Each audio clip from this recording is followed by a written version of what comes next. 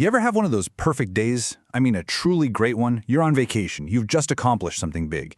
Maybe it was just an amazing day out, but then when it's all over, this strange wave of sadness hits you.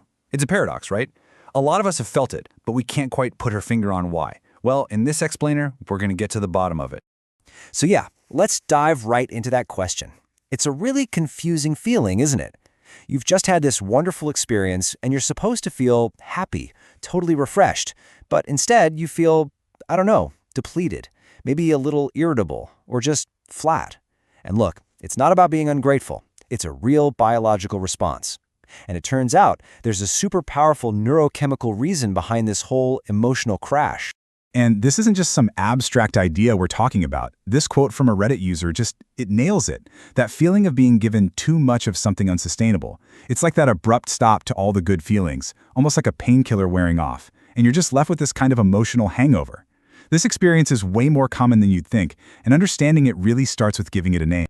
Okay, so let's talk about what some psychologists call the post-high paradox.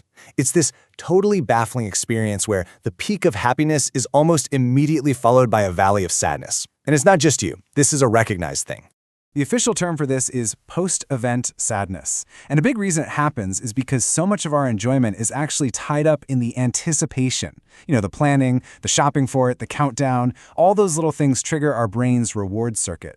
So when the event is finally over, that all processes over too, and it can leave this sudden empty space.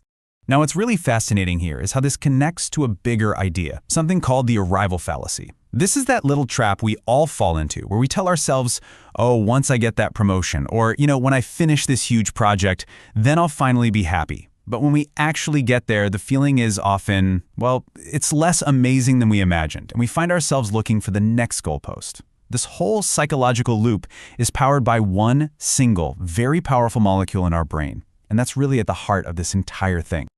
And that brings us to the dopamine roller coaster. To really get what's going on, we have to move from the psychological what to the neurochemical why. And this is where it all starts to click.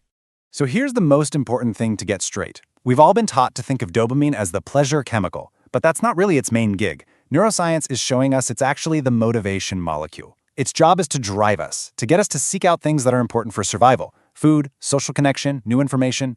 It's the chemical of wanting, way more than it is the chemical of having.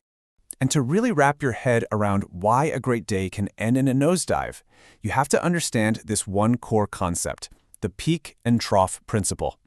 This is basically the fundamental rule that governs how dopamine works inside your brain. Okay, so this idea is simple, but it is profound. Your brain is always trying to keep things on a level playing field. It wants to maintain a baseline of dopamine. When you experience something really rewarding, a huge success, a thrilling trip, you get a big spike of dopamine. But to keep the balance, your brain compensates by dropping your dopamine level not back to normal, but below the baseline. And get this, the higher the peak, the deeper and longer the trough that follows. That's the crash you feel. That's the temporary dopamine deficit state, where you just feel unmotivated, apathetic, and kind of sad. Which brings us to the world we live in now and our overstimulated brains.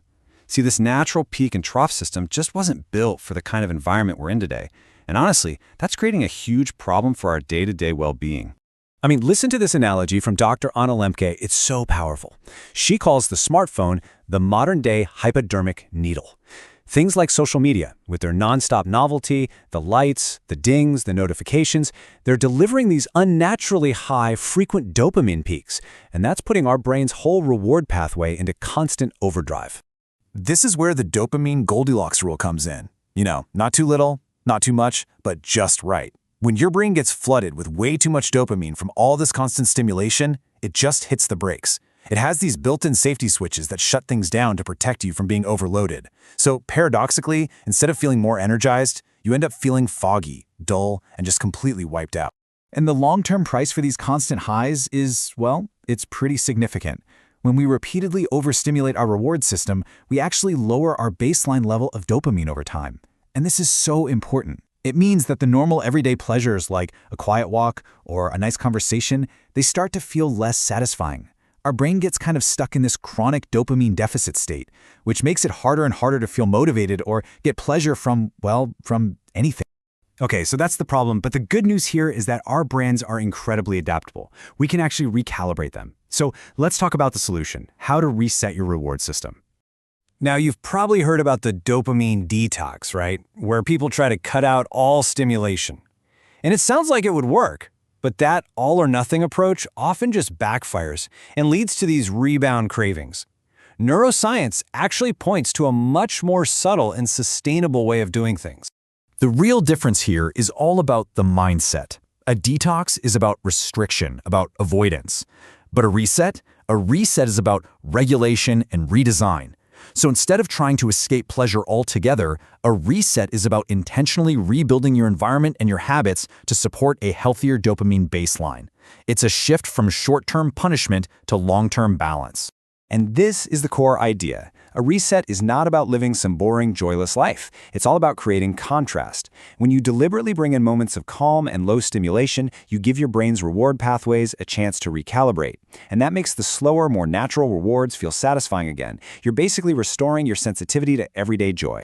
So how do you actually do it? Well, here are 3 simple, actionable steps. First, create that contrast with a low stimulation hour. And hey, even 10 minutes to start can make a huge difference. No phone, no multitasking.